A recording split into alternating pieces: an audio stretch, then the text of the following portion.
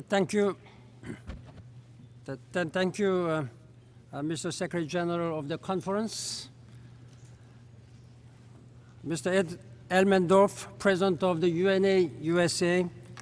Mr. Bill Roedy, Chairman and CEO of MTV Networks International. Mr. Fernando Elizondo, Director General of UNA USA. Mr. Andrew Roush, Chief of Staff, UNA USA. Distinguished delegates, young ladies and gentlemen.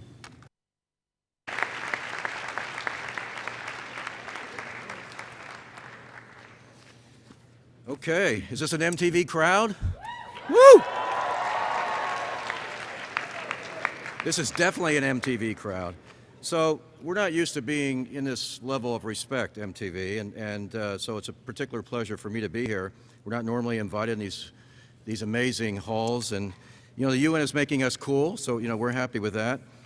And it's great to be here, and thank you, Hayes, for that nice introduction. What a great leader you are, Hayes, and congratulations for everything you've done.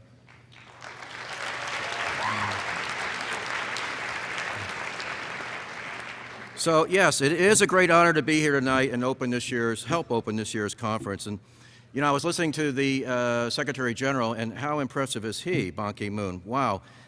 So I thought, as I was listening to him, it's a bit daunting following him because he's quite an individual. But then I was reminded that you too once opened for the Spice Girls. So here you are, I'm the Spice Girls. And then I was also reminded Jimi Hendrix once opened for the Monkees, and Nirvana once opened for Paula Abdul. So the Secretary General is about as close as I can think to Bono, Nirvana, and I learned tonight that he is a tweeter, so he is definitely a cool cat.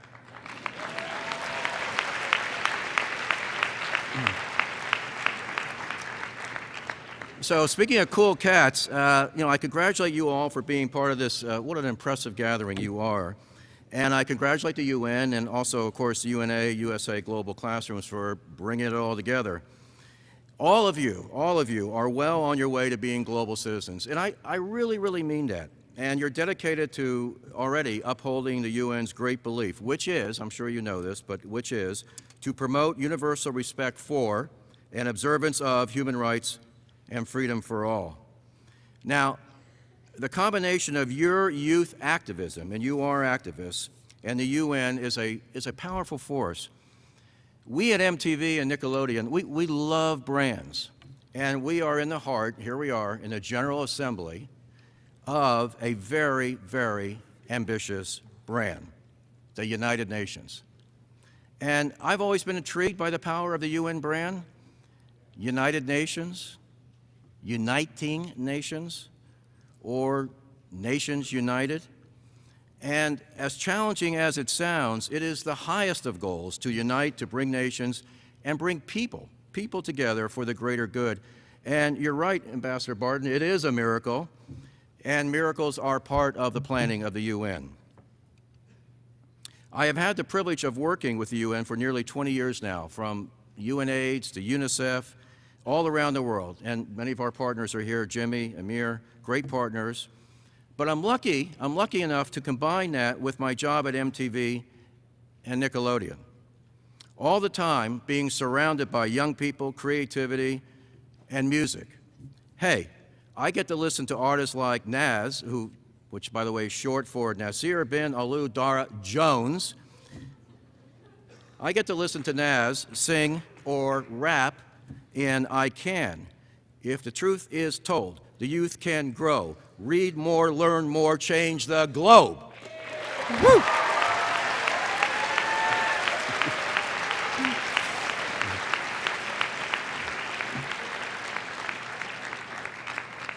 I am here to say that is the first time rap has ever been done in the UN.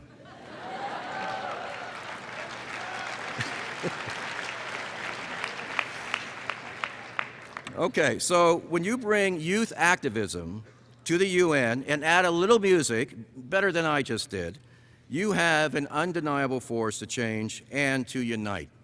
And maybe it's even, I don't know, an alternate form of diplomacy. Or maybe it's an ultimate form of diplomacy. As I've traveled the world, I've seen what youth activism can do, and it is impressive. In Zambia, peer counselors unselfishly walking from village to fight HIV/AIDS through prevention and anti-stigma. In my travels in Africa, I am convinced that young people in Africa will lead the world in the fight against one of the worst epidemics in recorded history.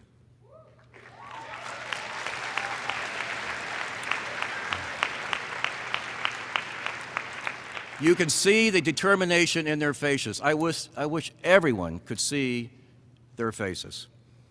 In India, young people teaching AIDS orphans to learn. In Vietnam, bringing clean water to villages. And just last month, in Cambodia, the Philippines, and Indonesia, using concerts to uncover the shadows of human trafficking. In Europe, creating on-air programming to help protect the environment and fight climate change. In Pakistan, bringing together artists from India and Pakistan for the first time, sharing the same stage to sing for earthquake relief.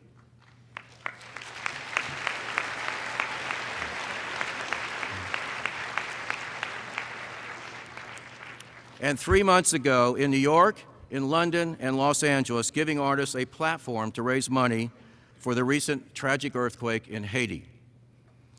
And introducing young Israelis and young Palestinians to Nelson Mandela to learn about forgiveness. Now, seeing how a small change at the grassroots level can bring a big impact has inspired our Staying Alive initiative to fight HIV/AIDS. And we have Georgia Arnold here, who heads up our Staying Alive campaign. Staying Alive is about, well, it's about staying alive. It's about saving lives. But more importantly, it's about living life positively with or without HIV.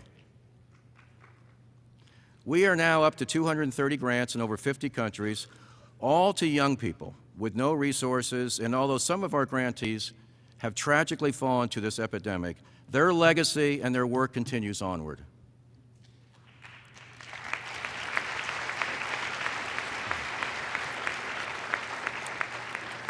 And we're honored to hear in a few minutes from one of our grantees. His name is Tyler Spencer, and he will be here in just a few minutes.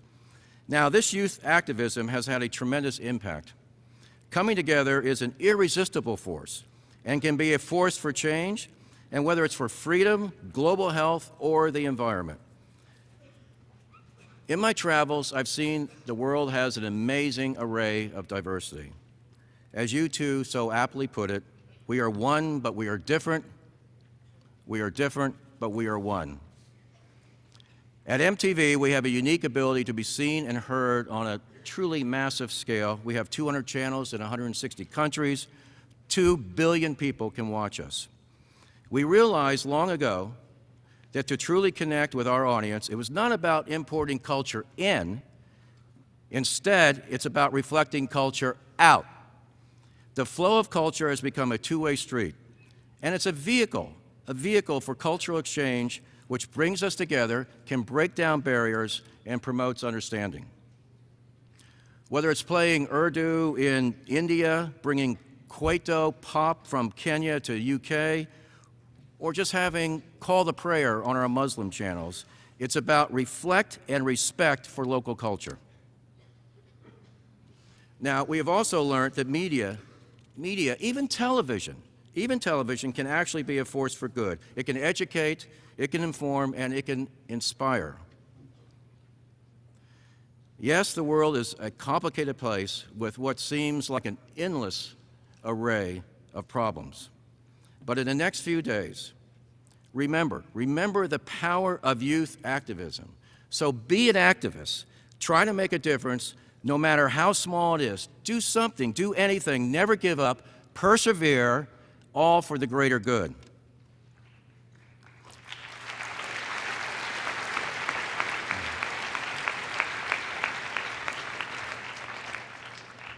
Your agenda today, tomorrow, and Saturday deals with some very heavy issues: global health, economic breakdown, nuclear weapons, equality for women, the environment, food security and malnutrition, conflicts in Afghanistan and the Congo, just to name a few. That's just the first day. So I encourage you, Be bold, but thoughtful. Be brave, but sensitive. Be creative, be innovative, fight injustice, champion equality. And with that, I have absolutely no doubt in my mind that your energy and hard work can make this world a better place.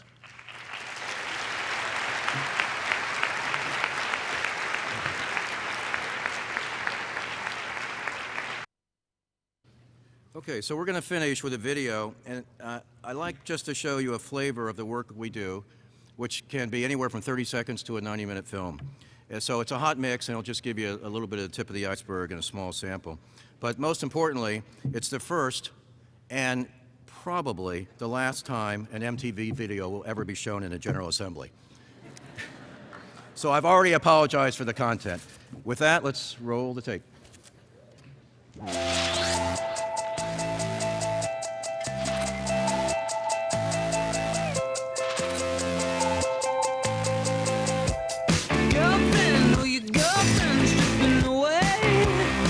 Courage and a mission. It's 20 seconds till the last call. Go ahead.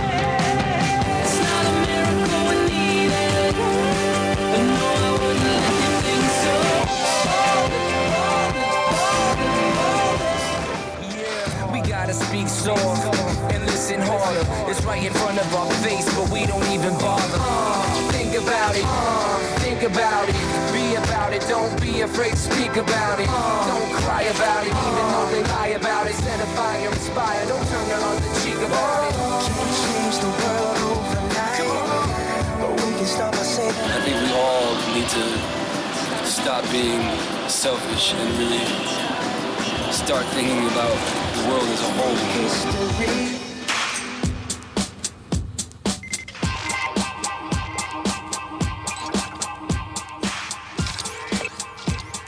Should have seen her eyes when my weapon came out. You know, the old rocket in the pocket. Deadly trouser snake. Watch out, ladies! Devastated. She won't know what's hit her.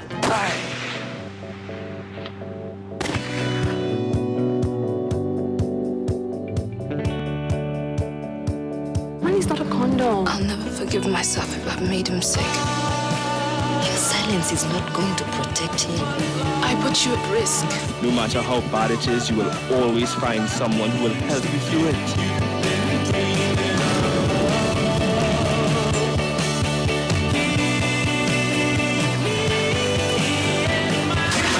Hello, everybody. This is Ricky Martin.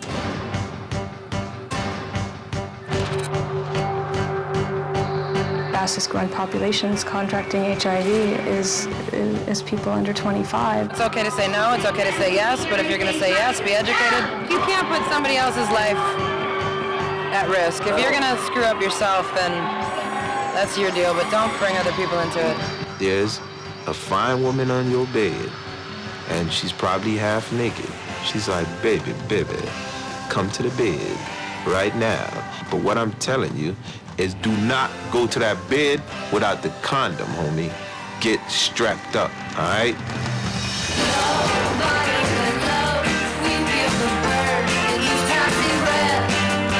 HIV is one of the greatest wars facing humanity.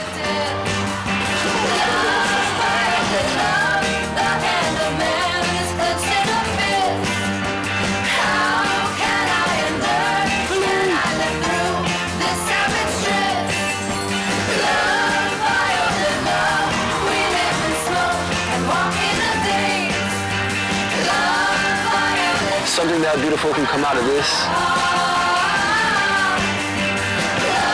Why can't we do something?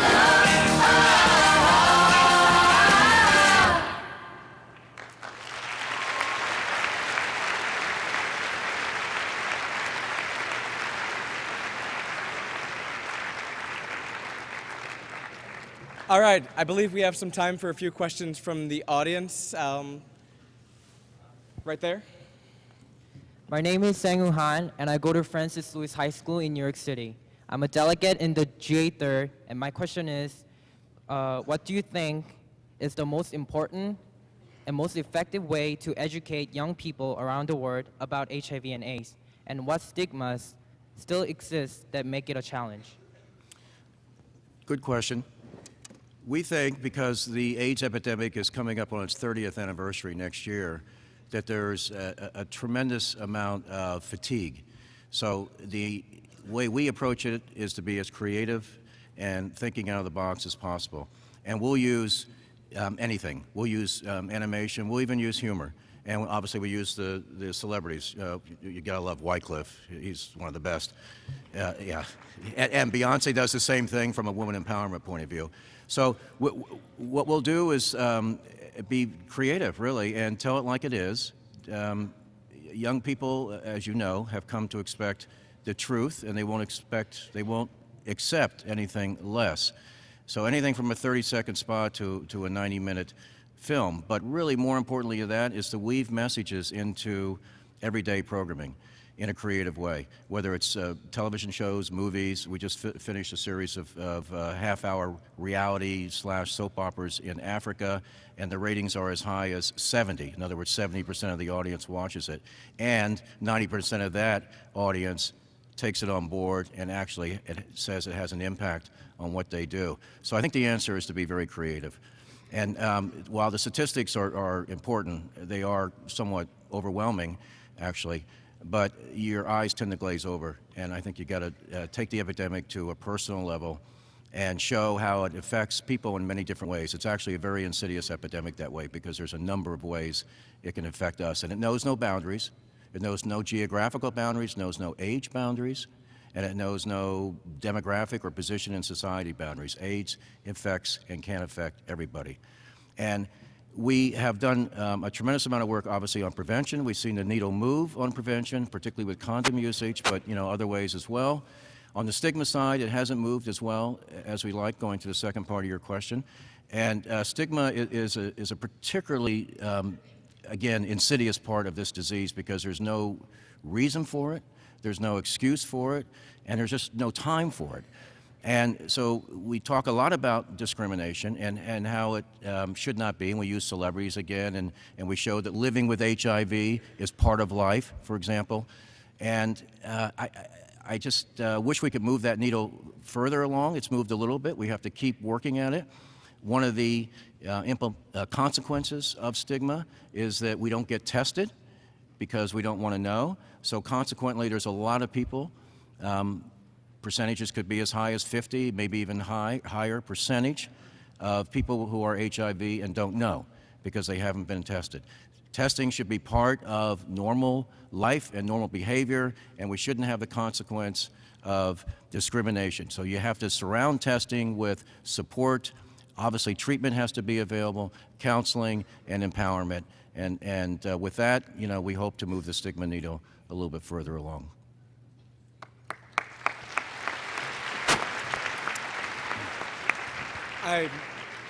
All right, we have another question here.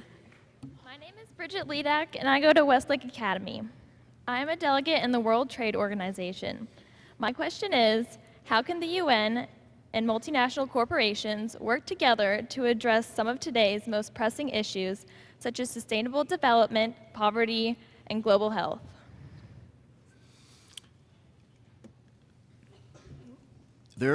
In many ways, you could view the world today, given the array of problems we have, and right up there on the top is economic breakdown, an absence of leadership.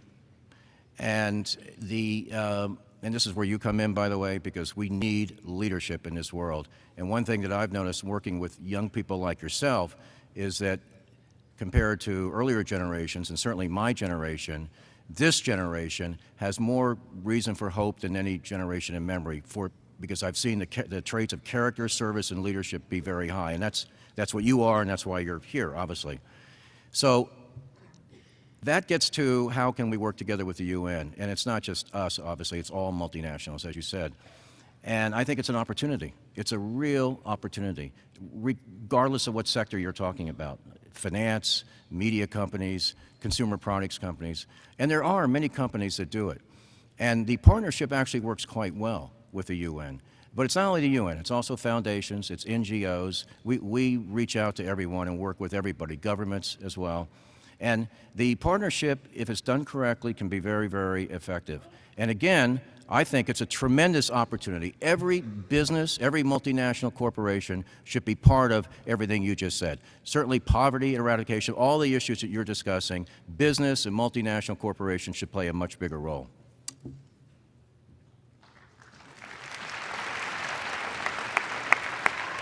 We have time for one last question. I see someone in the back there.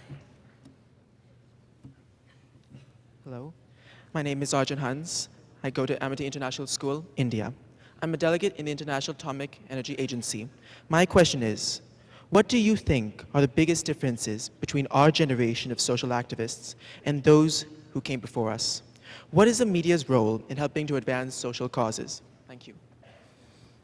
Well, as I was saying in my speech, media has a tremendous role to play, particularly now, because I do think while young people today, one difference is, again, you are into the character service learning and leadership much more than earlier generations, and that's a great difference, a really great difference.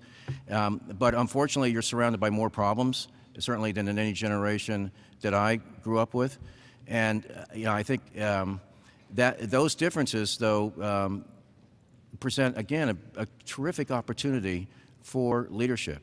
And you can really, really take that in this environment of breakdown, really. It's very difficult for young people today to go into the world, not least of which is jobs. But there are cycles. It will improve, obviously. But with the amount of problems that we have on the table right now, this is a real, true opportunity for you to come forward and make a difference in the world.